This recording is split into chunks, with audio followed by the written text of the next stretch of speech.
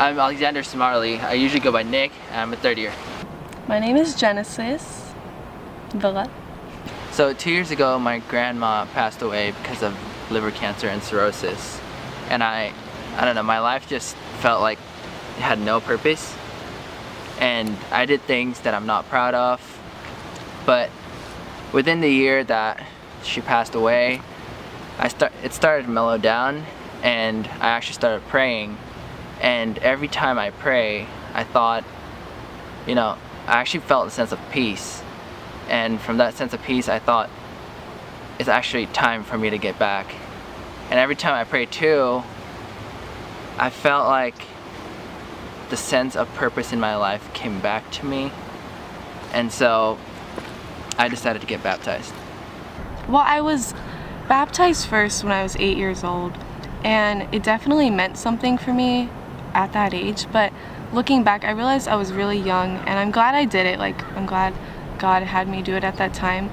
But I feel like now I'm starting a whole new part of my life, and I'm starting my career, I'll have a family someday, and I just feel like with all that ahead of me, I should have God at the center of my life and make Him the reason I make the choices that I make, basically. And I think I put that off for so long because of all the distractions of just starting college and meeting all these new people, and just I think I got very distracted on what was important. But I'm glad I finally made the decision to pursue what God has planned for me.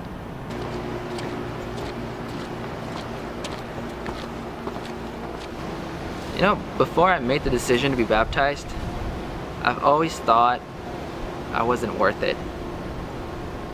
I know, I'm just a regular person, who am I to get the privilege of baptism? But then, even from personal decision, personal thinking, I remembered that the Bible said, baptism is not about people of different, what people have done. It's about people. And finally, I just decided, why not give it a try? My mom has been the most influential person my whole life.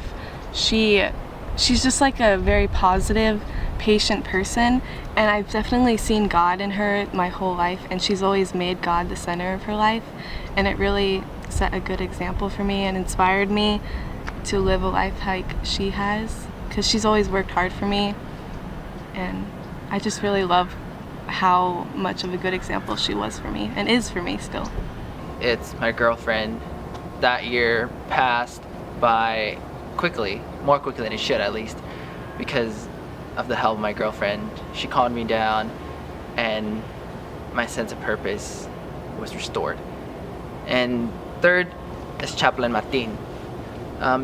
Chaplain Martin, I talked to him the day that my grandmother passed away, and at least on that day, I did not make any rash decisions, and I'm really thankful of that, and it's because of Chaplain Martin.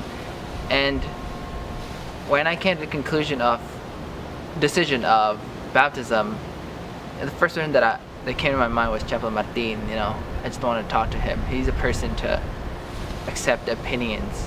He's a person to, listen. Martine has helped a lot, and all the deans have helped a lot, because I'm an RA, and I see God in the deans so much, and they're always there for every resident and every person on campus, and especially Dean Guerpo. I haven't told her, but she's the most godly woman ever, and I see God in her so much, and she's honestly a blessing to everyone on this campus.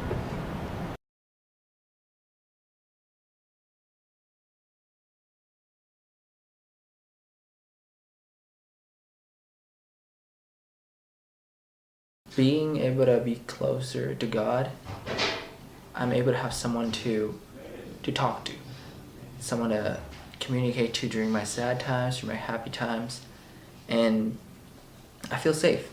I feel safe being able to walk with Him together towards the goal that I'm trying to get to. My favorite thing about this whole process is just seeing God change your life from how it was to how it's becoming, because when you have God in your life, it makes, for me, it just makes like even the days easier. Like the days are just a lot more happy, and I just see him in everything that's around me. Like even in the beautiful campus, like you can just see God present around you, and it just makes the day so much easier, and it just makes life like a lot more happy. You know, just do it.